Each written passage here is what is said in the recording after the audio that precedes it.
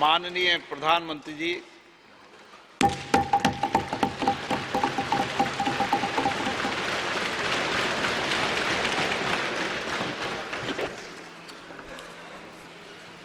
आदरणीय अध्यक्ष महोदय, ये सदन का सौभाग्य है कि आप दूसरी बार इस आसन पर विराजमान हो रहे हैं। आपको और इस पूरे सदन को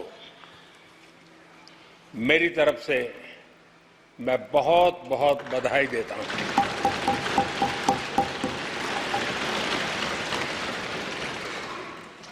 आदरणीय अध्यक्ष जी,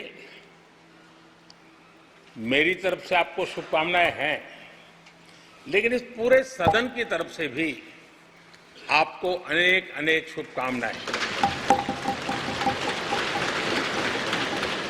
अमृत काल के इस महत्वपूर्ण कालखंड में दूसरी बार इस पद पर विराजमान होना बहुत बड़ा दायित्व आपको मिला है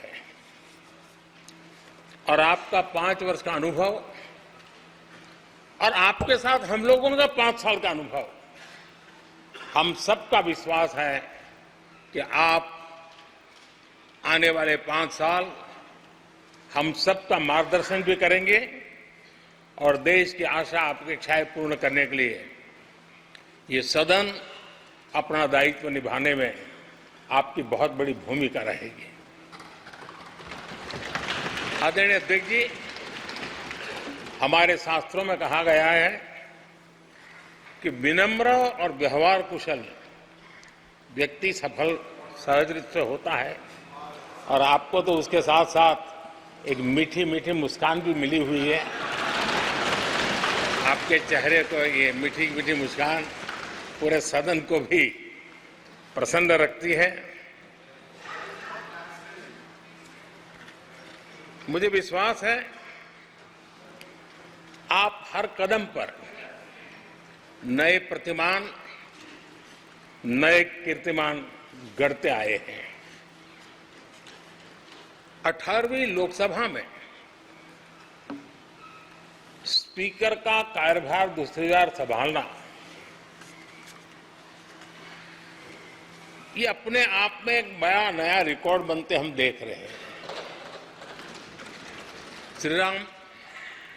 श्री बलराम जाखड़ जी वो पहले ऐसे अध्यक्ष थे जिन्होंने 5 साल कार्यकाल पूरा करके फिर दोबारा उनको स्पीकर बनने का अवसर मिला था। उसके बाद आप हैं जिन्हें 5 साल पूर्ण करने के बाद दोबारा इस पद पर आसीन होने का अवसर मिला। गत 20 साल का एक ऐसा कालखंड रहा है कि ज्यादातर स्पीकर या तो उसके बाद चुनाव नहीं लड़े हैं या तो जीत करके नहीं आए हैं। आप समझ सकते हैं कि स्पीकर का काम कितना कठिन है कि उसके लिए दोबारा जीतना मुश्किल हो जाता है, लेकिन आप जीत करके आए हैं, इसके लिए एक नया इतिहास आपने गढ़ा। आदरणीय अध्यक्ष जी, इस सदन में ज्यादातर हमारे सभी माननीय सांसद आपसे परिचित हैं, आपके जीवन से भी परिचित है और पिछली बार मैंने इस सदन में आपके संबंध में काफी कुछ बातें रखी भी थी और मैं आज उसको दोहराना नहीं चाहता हूं, लेकिन मैं एक सांसद के रूप में और हम सभी सांसद के रूप में आप जिस प्रकार से एक सांसद के नाते काम करते हैं ये भी जानने योग्य है और बहुत कुछ सीखने योग्य है।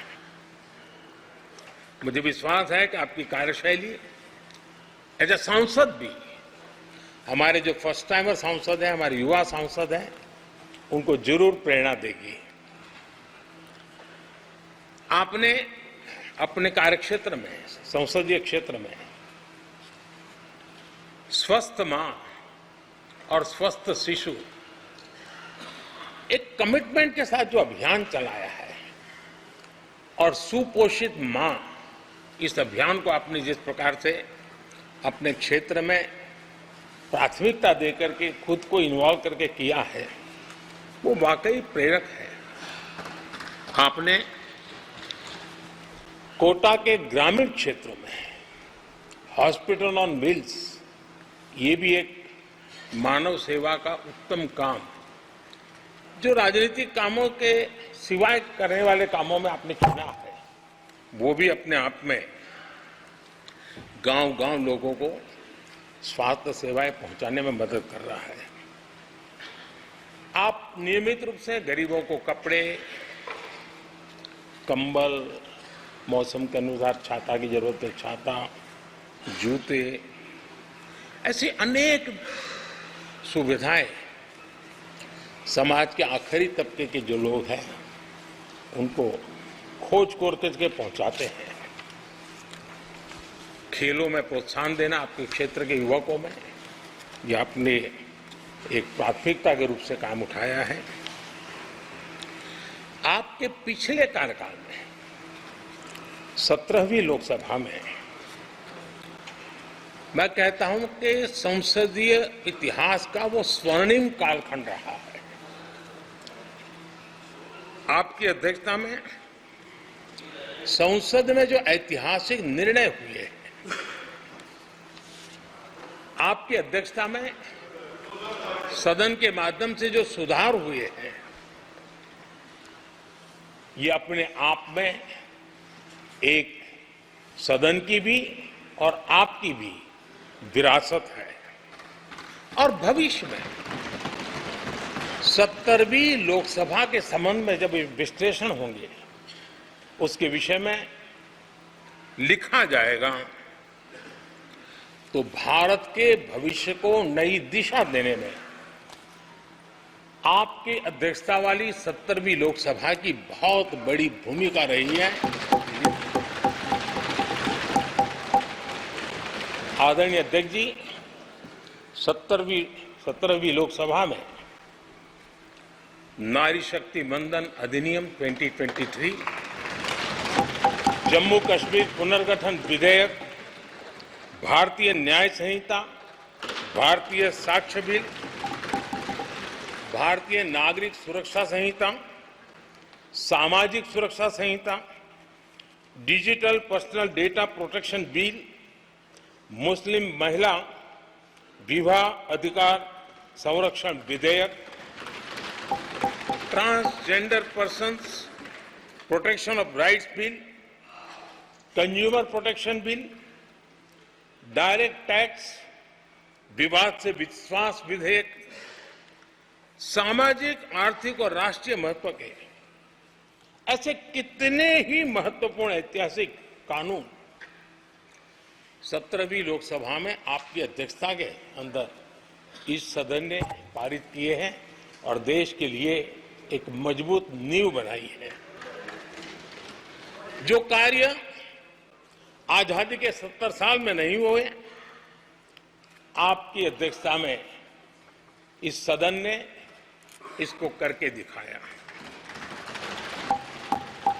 आदरणीय अध्यक्ष जी, लोकतंत्र की लंबी यात्रा में कई पड़ाव आते हैं। कुछ अवसर ऐसे होते हैं जब हमें कीर्तिमान स्थापित करने का सौभाग्य मिलता है।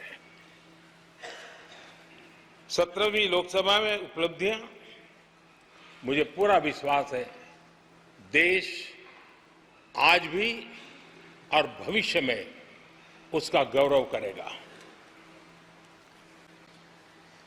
आज देश अपनी आकांक्षाओं की पूर्ति के लिए भारत को आधुनिक बनाने की दिशा में जब हर तरह से प्रयास हो रहे हैं, मैं मानता हूं कि ये नया संसद भवन भी अमृतकाल के भविष्य को लिखने का काम करेगा और वो भी आपकी अध्यक्षता में। नए संसद भवन में हम सबका प्रवेश आपकी ही अध्यक्षता में हुआ और आपने संसदीय कार्यप्रणाली को प्रभावी और जिम्मेदार बनाने का कई महत्वपूर्ण फैसले लिए हैं और इसलिए लोकतंत्र को मजबूती देने में मदद मिली है। लोकसभा में हम पेपरलेस डिजिटल व्यवस्था से आज काम कर रहे हैं। पहली बार आपने सभी माननीय सांसदों को ब्रीफिंग के लिए एक व्यवस्था खड़ी की। इससे सभी माननीय सांसदों को भी आवश्यक रेफरेंस मटेरियल मिला। उसके कारण सदन की चर्चा अधिक पुष्ट हुई और ये आपका एक अच्छा इनिशिएटिव था जिसने सांसदों में भी विश्वास पैदा किया। हाँ, मैं भी कुछ कह सकता हूं, मैं भी अपने तर्क दे सकता हूं, तो एक आपने अच्छी व्यवस्था को विकसित किया है।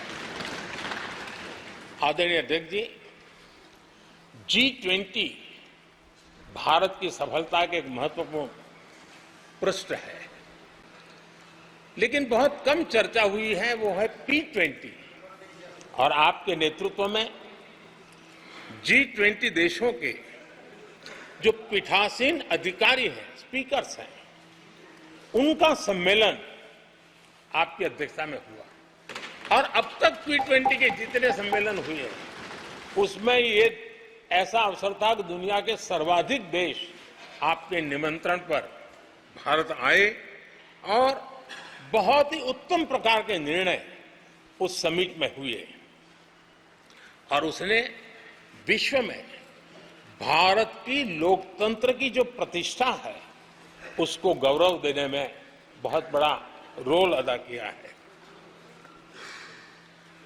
आदरणीय अध्यक्ष जी, ये हमारा भवन ये सिर्फ 4 दीवारें नहीं है। हमारा ये संसद 140 करोड़ देशवासियों की आशा का केंद्र है।